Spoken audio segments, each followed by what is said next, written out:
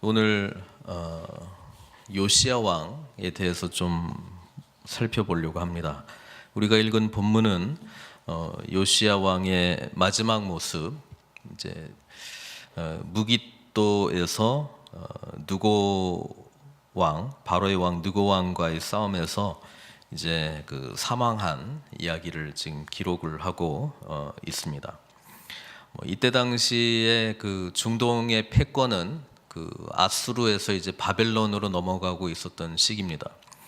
바벨론은 원래 그 아수르의 속국이었는데 아수르의 왕이 죽고 난 이후에 아수르가 좀 힘이 약해졌어요. 그래서 바벨론이 이제 반기를 들고 이때다, 우리가 이제 아수르를 치자. 그래가지고 서서히 이제 침공을 했습니다. 그래서 아수르의 수도였던 니느웨까지도 무너진 그런 상황이었습니다. 그래서 이제 유다 쪽에서는 늘 이제 그 눈치를 보고 있죠. 뭐 아수르 편에 붙어야 되나, 뭐 애굽 편에 붙어야 되나, 늘 이런 그 강대국과의 그런 갈등 관계 속에 있는데 지금 애굽이 아수르를 도와주기로 작정을 합니다. 오늘 성경 20절에 보니까 갈그미스, 거기서 지금 아수르하고 바벨론이 지금 대치하고 싸우려고 하는데 아수르가 이제 애굽, 이집트에 좀 도움을 구했습니다. 우리 좀 도와달라. 그래서 애굽 왕 느고가 이제 아수르를 도와주려고 가야 되는데 그 중간에 이제 유다가 끼어 있는 거죠. 유다는 생각하기를 사실 아수르가 힘이 약해졌기 때문에 아수르나 이런 강대국이 힘이 약해지면 이쪽 작은 나라들이 좀 부흥할 수 있었습니다. 그 요시야 왕 시대에 많이 부흥을 했습니다. 그래서 요시야 왕 생각에는 아수르보다는 바벨론이 계속 힘을 키워나가는 게 자기들한테는 유리하다고 이제 판단을 했던 겁니다. 그래서 누고가 여기를 이제 지나가려고 하는데 아수르를 도와주려고 하니까 여기에 이제 제동을 거는 것이죠. 근데 오늘 본문에서 보면은 21절에 하나님이 나에게 명령하사 속히 하라 하셨은즉 하나님이 나와 함께 계시니 그대는 하나님을 거스르지 말라, 이렇게 느고 왕이 하나님께서 자기에게 이렇게 이야기했다라고 기록을 하고 있고, 그 다음에 22절에 보니까 하나님의 입에서 나온 느고의 말을 듣지 아니함으로 무깃도에서 결국 이제 요시야 왕이 이제 사망한 것으로 그렇게 기록이 되어 있습니다. 우리가 이제 역사를 보게 되면 선지자들을 통해서 하나님께서 유다를 이제 심판하시겠다고 말씀하셨는데 바벨론을 들어서 심판을 하시겠다고 그렇게 말씀을 하셨거든요. 그러니까 이 말은 어차피 하나님의 그런 그 남유다, 북쪽은 이미 아수르한테 멸망을 했고요. 남쪽 유다는 하나님의 그 심판을 피할 수 없다라고 하는 그런 메시지이겠죠. 하지만 이제 요시야 왕의 이 죽음을 통해서 우리가 좀 의미를 발견했으면 좋겠는데, 그러기 위해서는 요시야 왕 전체를 좀 보려고 합니다. 수요일부터 새벽 기도를 못했으니까 좀 정리를 좀 하려고 해요. 요시야 왕은 일찍부터 왕이 됐습니다. 8살 때 왕이 됐어요. 좀 앞에 있는 내용들을 좀 잠깐 살펴보려고 합니다. 역대하 34장 1절부터 3절까지 보면은 이 요시야가 왕위에 오를 때에 나이가 8세, 그리고 예루살렘에서 31년 동안 통치했습니다. 그 아버지 암몬, 그 할아버지 이제 므낫세가 가장 오래 통치했죠. 55년 동안. 그 아들 암몬 왕도 둘 다 이제 악한 왕이었습니다. 근데 요시야 왕은 평가가 악한 왕이 아니고 2절에 보니까 뭐라고 되어 있어요? 여호와 보시기에 정직하게 행하여 그의 조상 다윗의 길로 걸으며 좌우로 치우치지 아니하고, 이렇게 되어 있습니다. 그래서 요시야 왕은 어떻게 보면은 이제 곧 16대 왕이고 이제 4명의 왕이 지나갈 건데요. 이제 마지막 선한 왕이라고도 볼 수 있습니다. 요시야가 하나님의 보시기에 정직하게 행했다라고 성경은 그렇게 평가를 하고 있고요. 3절에 보니까 아직도 어렸을 때 곧 왕위에 있은 지 8년에 그러니까 왕위에 있은 지 8년인데 8세 때 왕이 됐으니까 16세, 16세 때, 그 청소년기 때에 그의 조상 다윗의 하나님을 비로소 찾고 제 12년에 유다와 예루살렘을 비로소 정결하게 하여, 20세 때 정결하게 한 거죠. 그 산당들과 아세라 목상들과 아로 새긴 우상들과 부어 만든 우상들을 제거하여 버리매. 그러니까 요시야는 할아버지와는 다른 길을 갔습니다. 다윗의 길을 갔다라고 하는 것이죠. 그래서 첫 번째 제일 먼저 했던 게 뭐냐면 이 우상들을 먼저 제거해야 되겠다. 자, 우리가 하나님과의 관계를 맺을 때에 제일 먼저 해야 될 것이 뭐냐면 하나님과 우리 사이에 있는 우상들을 먼저 제거해야 됩니다. 그렇죠? 우상 숭배를 제거하게 되면, 우상을 제거하게 되면, 하나님과 우리 사이에 있는 우상들을 제거하게 되면 우리는 선한 삶을 살 수밖에 없어요. 왜냐하면 하나님이 우리의 왕이시기 때문에, 하나님을 제일로 여기기 때문에 하나님이 기뻐하시는 것을 순종하게 되어 있어요. 사실 우리가 진정으로 순종하지 못하고 자꾸 악한 길을 가는 이유 중에 하나는 뭐냐면 하나님 아닌 다른 우상들이 늘 자리를 잡고 있다라고 하는 것이죠. 그래서 우리가 신앙생활을 할 때 늘 발견해야 되는 게 뭐냐면 하나님 말고 내가 더 사랑하는 게 뭐냐, 이거를 빨리 발견을 해야 되고요, 그것을 빨리 제거하는 작업을 해야 됩니다. 이걸 제거를 안 하면 계속 우상 숭배의 죄에 빠질 수밖에 없어요. 재밌는 거는 그 남유다나 북이스라엘도 마찬가지지만 가장 종교 활동이 많을 때에 우상 숭배가 판을 칩니다. 이걸 보면은 종교 활동을 많이 한다고 하는 것이 신앙생활이 좋다라고 하는 것하고 이 꼴이가 안 된다라고 하는 거예요. 그러니까 늘 주의해야 돼요.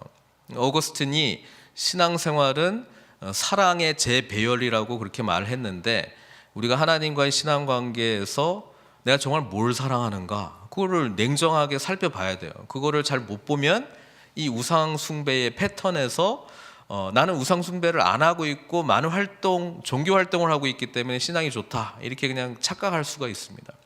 그래서 오늘날 신앙생활, 특히 교회가 많이 있고 어딜 가나 말씀을 볼 수 있고 인터넷에서도 좋은 설교 얼마든지 들을 수 있는 이 시대에 자기 자신이 정말 하나님하고 나 사이에 아무것도 없이 하나님만을 온전히 섬기는 자인가를, 이거를 스스로 보지 못하면 자기 기만, 자기를 속이는 거예요. 자기 신앙생활 잘하고 있다고 속이면서 여러 종교 활동들을 하고 있기 때문에 나는 괜찮다, 이렇게 생각을 하고 착각하면서 잘하고 있다고 생각하는 것이죠. 제일 먼저 어떤 우상을 섬기고 있는가, 사람마다 섬기고 있는 우상들이 다릅니다. 내가 하나님보다 더 좋아하는 것, 더 사랑하는 것이 다르다, 이 말이에요. 그게 뭔지를 정확하게 보기 시작하면 그걸 붙들고 제거 작업이 시작되는 것이죠. 제거 작업이 시작되면 하나님을 인격적으로 깊이 만날 수 있게 됩니다. 사실 우상들 때문에 우리가 미처 깨닫지 못한 우상, 우리가 대놓고 다른 신을 섬기고 이런 건 아닙니다만은 마음속에 여러 가지가 있는데 하나님을 가까이 하면 가까이 할수록 그게 뭔지가 분명히 보인다는 것이죠. 그래서 그것에 대해서 우리가 인식을 하기 시작할 때에 하나님과의 깊은 관계가 시작이 된다는 거예요. 어쨌든 요시야 왕이 그거를 했어요. 그 다음에 26세 때 역대하 34장 8절을 보면은 요시야가 왕위에 있은 지 18째 해, 그러니까 8세 때 왕이 됐으니까 26세 때잖아요. 그때 뭘 했냐면은 그 땅과 성전을 정결하게 하기를 마치고. 재밌습니다. 우상들을 제거하면 끝난 게 아니고 이제 시작이라고 하는 거예요. 어떤 분이 재밌는 이야기를 했는데, 진공 상태 있잖아요. 진공 상태. 진공 상태는 자연스러운 상태가 아니에요. 그러니까 우리가 진공 청소기도 있고 진공을 인위적으로 만들 수 있는데, 이 진공이라고 하는 거를 지금 뭔가를 없앴을 때 생긴 거잖아요. 우상들을 제거하면 거기에 즉시로 뭔가가 들어오기 시작합니다. 우리가 영적으로 깨어있지 못하면 이게 제거만 한다고 끝이 아니고요, 제거를 한다고, 왜요? 예수님도 뭐라고 그랬습니까? 이 집이 깨끗하게 된 걸 보고 자기보다 악한 귀신 7을 데리고 온다고 그랬잖아요. 진공 상태에 뭘 채워야 되냐면 하나님의 거룩하신 말씀으로 채워야 돼요. 그냥 비워놓, 청소해놨다고 그게 그냥 그 상태로 유지되는 게 아니에요. 예. 뭔가 다시 들어오기 시작한다라고 하는 것이죠. 그래서 요시야가 취했던 행동은 뭐냐면 성전을 깨끗하게 하는 데 집중을 했습니다. 그게 뭐냐면 거룩한 하나님의 임재 가운데에 하나님의 거룩한 성전이 온전한 성전의 기능을 하도록 거기에 집중을 했다라고 하는 것입니다. 그래서 성전을 수리하기로 작정을 합니다. 성전을 정결하게 하기를 마치고 그 다음에 수리합니다. 깨끗하게 했는데 정결하게 했다라고 하는 것은 이제 성전 안에도 부정한 것들이 많이 있었기 때문에 그것을 깨끗하게 하는 여러 가지 의식들을 했겠죠. 그 다음에 했던 게 성전의 여러 곳곳이 이제 부서졌구나, 이걸 이제 수리하게 하는 일들을 합니다. 그래서 성전에 바친 헌금들을 가지고 그 비용을 이제 충당했다. 성경에 그렇게 기록이 나와 있습니다. 그리고 그 헌금, 여호와의 전에 있는 헌금을 꺼내서 이제 성전 비용으로 지불하려고 하던 그 찰나에 역대하 34장 14절 보면 이런 기록이 있어요. 무리가 여호와의 전에 헌금한 돈을 꺼낼 때에 제사장 hil기야가 모세가 전한 여호와의 율법책을 발견하고, 요시야는 자기 생각에 옳은 대로 일들을 진행했어요.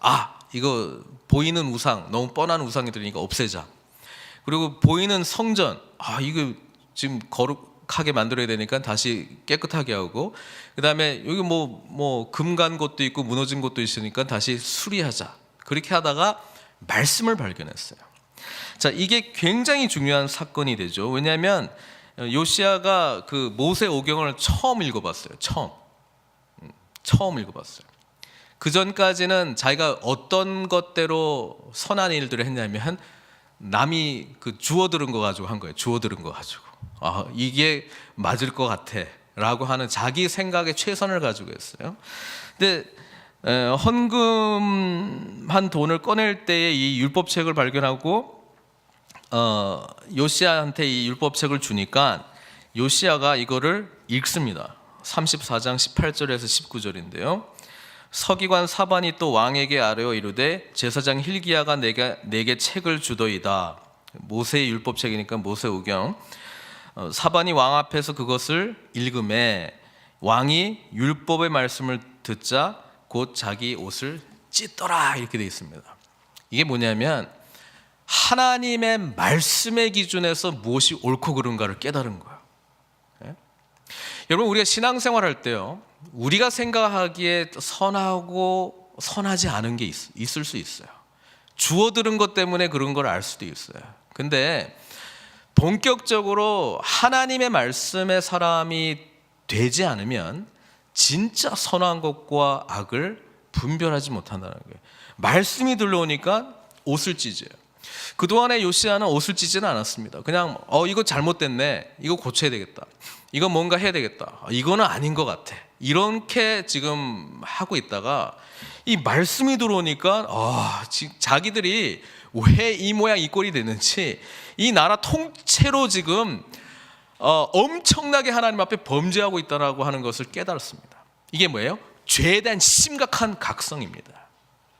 여러분, 우리가 하나님의 말씀 앞에 가지 않으면요, 하나님의 말씀 앞에서 우리가 벌거벗은 모습으로 서 있지 못하면 우리는 그 주워들은 거대로 그냥 흘러온 어떤 그냥 환경적인 거나 아니면 상대적인 기준에 저 사람보다는 그래도 내가 낫지, 바리새인처럼 세리보다는 내가 그래도 거룩하지 않, 이런 거 가지고 만족할 수 있는데 그렇게 하면은 안 되고요. 본격적으로는 말씀과의 만남의 사건이 있어야 됩니다. 말씀과 만나게 되면요, 말씀이 우리를 조명하기 때문에 내가 얼만큼 심각한 죄 가운데 있는가가 노출되기 시작합니다. 그것이 보여야 우리 같으면 복음이신 예수 그리스도의 놀라운 은총 가운데 들어가기 시작하는 것이죠. 하나님의 말씀 앞에 온전히 회개해야 합니다. 요시야가요. 그 다음에는 어떻게 하겠습니까? 회개한 다음에요, 하나님의 뜻을 구합니다. 하나님, 이제 어떻게 할까요? 주여, 어찌하오리까? 이제 나는 어떻게 살아야 됩니까? 그 질문을 해야 된다라고 하는 것이죠. 하나님의 뜻에 나의 삶을 맡기기 시작하죠. 그래서 요시야가 이제 물어봐요. 이제 그럼 나 어떻게 해야 되냐? 20절, 21절, 34장에 20절, 21절 제가 읽을게요. 왕이 힐기야와 사반의 아들 아히감과 미가의 아들 압돈과 서기관 사반과 왕의 시종 아시야에게 명령하여 이르되 너희는 가서 나와 및 이스라엘과 유다의 남은 자들을 위하여 이 발견한 책의 말씀에 대하여 여호와께 물으라. 우리 조상들이 여호와의 말씀을 지키지 아니하고 이 책에 기록된 모든 것을 준행하지 아니하였으므로. 요시야가 깨달았거든요. 야, 우리가 이 책에 기록한 대로 하나도 안 지켰구나. 나는 그냥 아세라 목상이나 뭐 이런 거 치우면 될 줄 알았는데, 성전 그냥 수리하면 될 줄 알았는데, 야, 우리가 하나도 안 지켰구나. 그럼 이제 우리 어떻게 되는 거지? 모세 율법에 의하면 우리는 완전히 그냥 하나님 앞에 버림받고 심판받을 수밖에 없는 존재들인데 어떻게 되는 것이지? 여호와께서 우리에게 쏟으신 진노가 크도다 하니라. 왜 이 모양 이 꼴이 되는지를 이해했다라고 하는 것이죠. 그래서 요시야가 이제 물어봤는데요. 하나님께서 이렇게 말씀하세요. 그래, 너희들이 이렇게 된 거는 다 내 말씀, 내가 너희들에게 준 이 말씀을 준행하지 아니하였기 때문에 내 진노가 큼이라. 율법책에 기록되어 있는 모든 저주가 너희들에게 임하리라. 이렇게 하나님이 말씀하셨어요. 그래, 나는 말씀대로 하는 존재야. 그러니까 말씀대로 읽어보니까 심판받을 만하지. 이런 심판이 너희들에게 반드시 이루어질 거야. 왜? 하나님께서 주신 말씀이니까. 그 말씀을 해요. 그러고 난 다음에 요시야에게는 이렇게 말씀하세요. 요시야에게는 그런데 너는 내 앞에서 마음을 낮추고 회개하고 잘못했다고 인정했기 때문에 하나님께서 은혜를 베풀어 주세요. 은혜를 베풀어 주세요.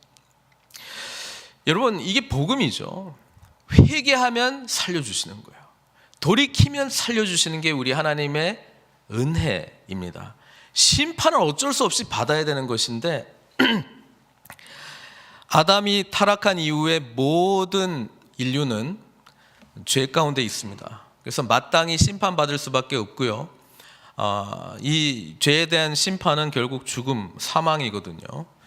근데 하나님께서 돌이키는 자, 회개하는 자, 정말 이 심각한 죄인이라고 하는 사실을 인정하고 주여 나 좀 살려주십시오 하는 자에게는 은혜를 베풀어 주시겠다고 약속하십니다. 그래서 요시야 왕에게는 34장 28절에 이런 말씀을 하세요. 그러므로 내가 내게 너의 조상들에게 돌아가서 평안히 묘실로 들어가게 하리니 내가 이곳과 그 주민에게 내리는 모든 재앙을 내가 눈으로 보지 못하리라 하셨느니라. 이게 하나님의 은혜예요. 내가 심판하긴 할 건데 너는 그 심판은 안 보고 죽게 해줄게. 그게 하나님이 내리신 은혜입니다. 그래서 요거를 연결해 보면 요시야가 무기또에서 죽은 게요, 그 나라가 멸망하고 심판받는 것을 못 보게 된 그 하나님의 약속에 대한 성취로도 우리가 볼 수 있어요. 너는 그 심판을 안 볼 거야. 내가 너에게 베풀어 줄 수 있는 최고의 은혜야. 얼마나 그 심판이 무시무시했으면 하나님께서 그냥 그 전에 죽는 게 너한테는 은혜다라고 요시야 왕에게 이야기했을까요? 그만큼 하나님의 백성인 북이스라엘 멸망했고 이미 남유다조차도 이 죄의 영향력, 이 죄의 파괴적인 지배력 아래서 벗어날 수 없었다라고 하는 것을 말씀해주고 있는 것이죠. 어쨌든 이 이야기를 듣고 요시야의 반응이 놀랍습니다. 그런가 보다. 그냥 나는 그냥 회개했으니까 나는 그냥 이거 심판 받는 거 안 보고 그냥 죽으면 되겠다. 이렇게 끝낼 수도 있었는데 여기서 이제 요시야의 제가 봤을 때는 위대함 아니면 하나님 보시기에 그런 어떤 선한 모습이 나타나지 않았는가 싶습니다. 뭘 하냐면 이 받은 은혜를 온 백성들에게 전하기 시작합니다. 이게 은혜 받은 자의 마땅한 반응이에요. 내가 구원받으면 그 구원의 은혜에 취해서 이 구원의 메시지를 전하게 돼 있어요.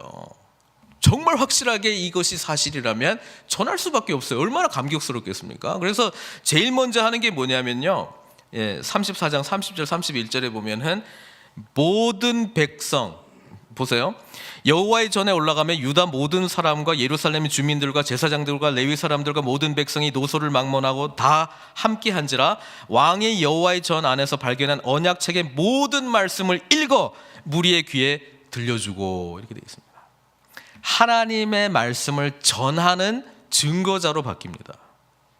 심판받아 죽을 수밖에 없는 존재에서 회개한 자가 갑자기 이제는 말씀을 전하는 자가 됐다, 이 말이에요. 예? 은혜를 받으니까 그게 가능한 거예요. 은혜를 받으니까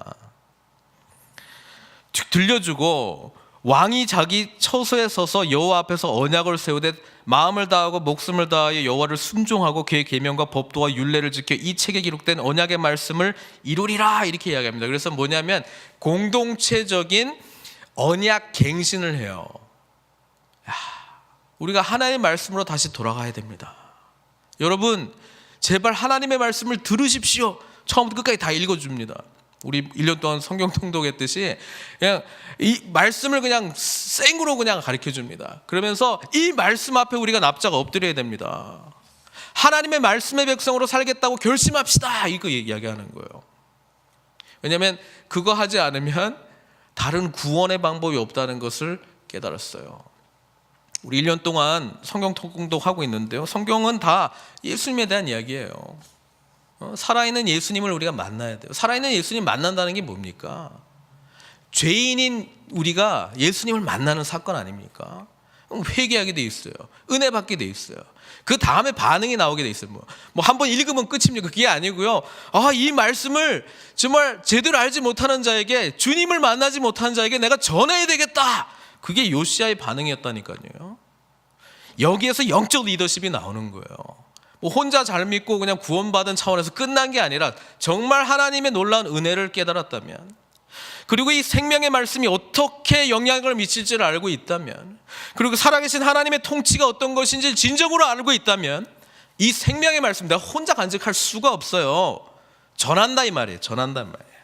백성 다 모아놓고 막 자기가 할 수 있는 최선의 방법을 써서 이 성경 교육을 시작합니다. 가르치라고.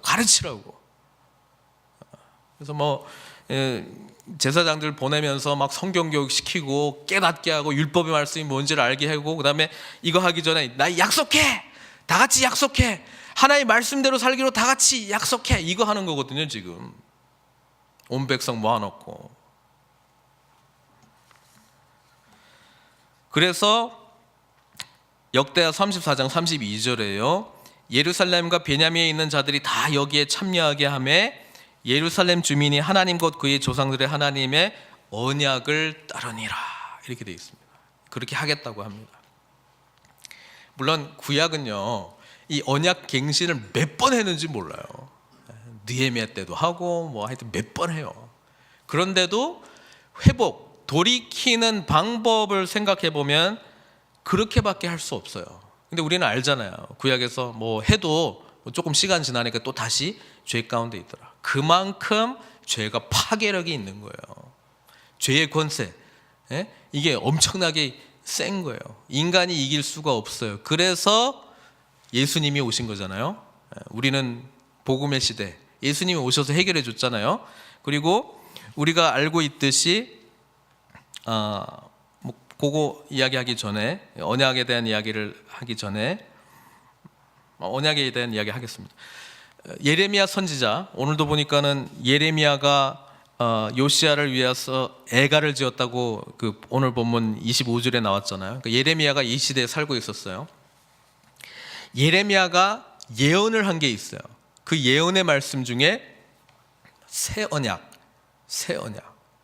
왜냐하면 요시야가 언약 갱신을 아무리 해도 이 백성들은 또 타락할 수밖에 없습니다. 그게 우리 인간이에요. 그걸 빨리 깨달아야 돼요. 그러면 어떻게 하나님의 언약 백성이 다시 될 수 있는가? 새 언약의 은혜를 받아야 되는 것이죠. 그 새 언약이 어디 나옵니까? 예레미야 31장 31절에서 33절.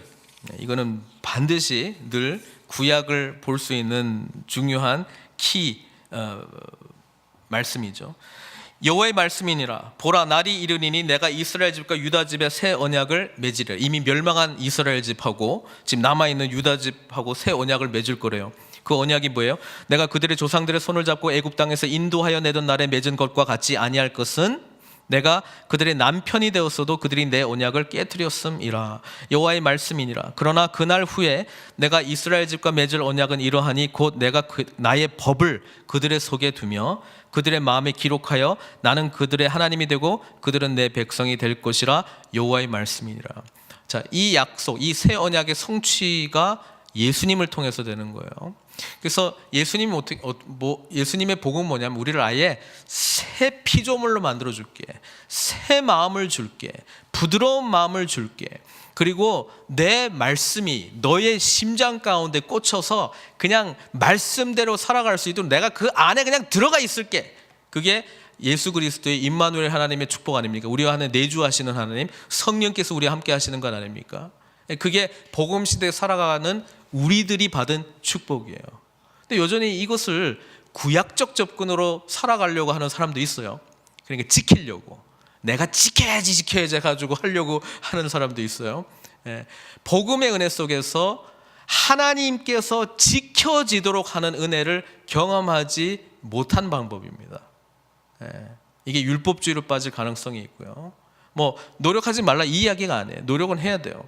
그러나 노력을 통해서 내가 뭔가 하나님부터 뭐 얻는다 이 개념이 아니고, 구원받은 자가 마땅히 1만 달란트 탕감받은 자가 마땅히 이 하나님의 사랑에 대해서 감격해가지고 반응하고 차원이 다른 순종이에요. 복음의 은혜 속에 사로잡힌 자는 이렇게 하나님 앞에 순종으로 반응한다라고 하는 거예요. 이거를 잘 이해를 해야 돼요. 이걸 잘 이해하지 못하고 신앙생활을 계속하면 종교 활동으로 전락할 가능성이 무단히 높다라고 하는 것이죠. 그래서 사도 바울이 날마다 자기는 죽고 그리스도와 함께 십자가에서 다시 살아난다라고 하는 이 갈라디아 2장 20절의 고백이 날마다 죽는 거예요. 날마다 죽어야 되는 거예요. 그래서 그 죽음에 대한 이야기를 또 하려고 해요. 자, 언약갱신을 그 요시야 왕이 한 이후에 그 다음에 35장 오늘 우리가 읽은 건 20절부터 27절인데 그 앞장 1절부터 19절까지는 어떤 내용이냐면, 요시야가 이때까지 이스라엘 백성들이 한 번도 경험하지 못한 성대한 유월절을 치릅니다. 유월절. 그래서 성경에 이렇게 기록하고 있어요. 역대하 35장 18절. 선지자 사무엘 이후로 이스라엘 가운데 유월절을 이같이 지키지 못하였고, 이스라엘 모든 왕들도 요시야가 제사장들과 레위 사람들과 모인 온 유다와 이스라엘 무리와 예루살렘 주민과 함께 지킨 것처럼 유월절을 지키지 못하였더라. 그래서 요시 왕의 가장 큰 치적 중에 하나가 엄청나게 성대한 유월절을 치루었다 이 이야기를 합니다. 그러고 난 다음에 지금 이야기가 뭐예요? 죽었다 이렇게 이야기를 합니다. 그래서 저는 이거를 예수님하고 연결시키고 싶어요. 예수님이 유월절 어린 양으로 오셨어요. 예수님은 요시야와 같이 선한 왕이셨습니다. 그러나 죽음을 당할 수밖에 없었어요. 그 죽음의 의미는 인간이 지은 모든 죄에 대한 대속적 심판이죠. 그래서 십자가에서는 늘 하나님의 공의, 하나님은 심판할 수밖에 없어요. 죄에 대해서요. 근데 우리가 받아야 될 심판은 예수님이 대신 받으신 거잖아요. 그렇죠? 그거에 대한 심판. 그러니까 요시야가 성대하게 유월절을 치르고 난 이후에 그 다음 기록된 내용이 죽은 내용이거든요. 그래서 그 이야기는 뭐냐면, 누군가가 죽어야지만 끝날 수밖에 없는 이 죄의 파괴적인 사이클의 영향력, 그 이야기를 해주고 있어요. 우리는 이게 예수님 안에서 끝마쳤다라고 하는 것을 믿음으로 고백하는 사람들 아닙니까? 예수님이 끝내주셨어요. 예수님 때문에 이 유월절이 완성이 되셨어요. 그래서 유월절의 참된 의미가 이 죽음의 사자가 그냥 지나간다, 패스 오버 하는 거 아니에요? 마지막 애굽에 내린 10개의 재앙 중에서 장자들이 다 죽는 거, 그 지나간 거 아니에요? 죽음의 사자가 그냥 유월 지나간 거 아니에요? 그렇죠? 죽음이 우리를 지나간 거예요. 사망 권세가 더 이상 우리를 사로잡지 않습니다. 왜? 예수 그리스도의 죽으심 때문에. 그래서 살림을 받은 우리들이니까 이제 어떻게 살아야 되겠어요? 이 놀라운 복음을 증거하면서 살아가게 돼 있어요. 하나님의 말씀을 사모하면서 좋은 것 나누어주는 삶으로 우리 하나님의 놀라운 은혜가 우리를 움직이게 만듭니다. 그래서 은혜 받았냐 안 받았냐, 말씀에 사로잡혀 있느냐, 그리고 말씀에 진짜 사로잡혀 있느냐 안 사로잡혀 있느냐, 말씀을 스스로가 받은 은혜를 거기에 만족하는 게 아니고 은혜 받은 자가 나누어주기 위해서 은혜 받는 것이죠. 나누어주는 삶의 의미를 깨닫게 됩니다. 이게 사랑이기 때문에 그래요. 사랑은 받기 위해서 사랑이 아니잖아요. 사랑은요, 사랑할 때 더 풍성한 그 놀라운 은혜를 누리게 되잖아요. 그래서 결국 그 예수 그리스도의 복음의 핵심은 하나님의 사랑, 우리를 구원해 주신 그 은혜이긴 한데 결국은 사랑, 그 하나님의 놀라운 은혜와 사랑을 경험하게 되면 받은 내가 그 사랑을 나타내는 삶을 사는 거, 그거잖아요.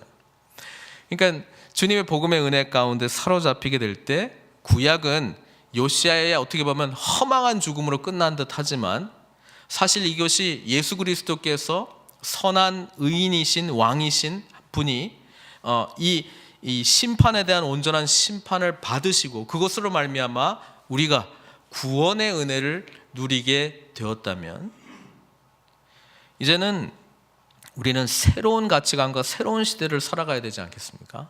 그건 바로 사랑이 실천되는 현장을 만들어내는 삶이에요. 근데 그게 교회 안에서 이루어져야 돼요. 가정 안에서 이루어져야 돼요. 우리가 살고 있는 일터 안에서도 이루어져야 돼요. 왜? 하나님이 통치하시게 되면 그런 삶은 나타날 수밖에 없는 모습이기 때문에, 우리 인간적으로는 불가능하기 때문에 성령님을 또 주셨어요. 그러니까 기도할 수밖에 없고 성령님의 도우심을 구할 수밖에 없고 인간으로서는 안 되는 것을 극복하는 능력을 우리에게 부여해 주신 거 아니에요? 그러니까 그 삶의 공동체를 경험하도록 우리는 뭐예요? 이 땅 가운데 지금 증인들로 하나님이 불러주셨다라고 하는 거예요. 이것을 깨닫게 되면 세상 살아갈 의미가 있습니다. 의미가 있어요.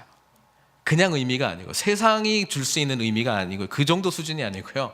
이거는 정말 완성될 하나님의 나라가 무엇인지를 알고 있기 때문에, 조금이라도 맛을 알고 있기 때문에 그 맛을 우리가 사는 이 시간과 공간 속에서 만나는 사람들 가운데서, 교회 가운데서 어디서든지 간에 천국의 맛을 알 수 있다라고 성경은 말씀해 주고 있어요. 그래서 그것을 추구하는 삶으로 하나님께서 우리를 인도해 주셨다 이 말이에요. 저는 우리 권사님께서도 우리 두 분 장로님의 천국 환송 예배에 대한 기도를 해주셨는데, 우리 이 땅에서의 종착역을 향해서 가고 있는데요, 어떤 마지막을 그릴 것인가는 우리가 주는 삶의 메시지입니다. 그렇잖아요? 우리가 어떤 삶을 여기서 그리고 가느냐, 그게 하나님께 우리가 반응하는 자들로서 드릴 수 있는 최고의 메시지인 것이죠.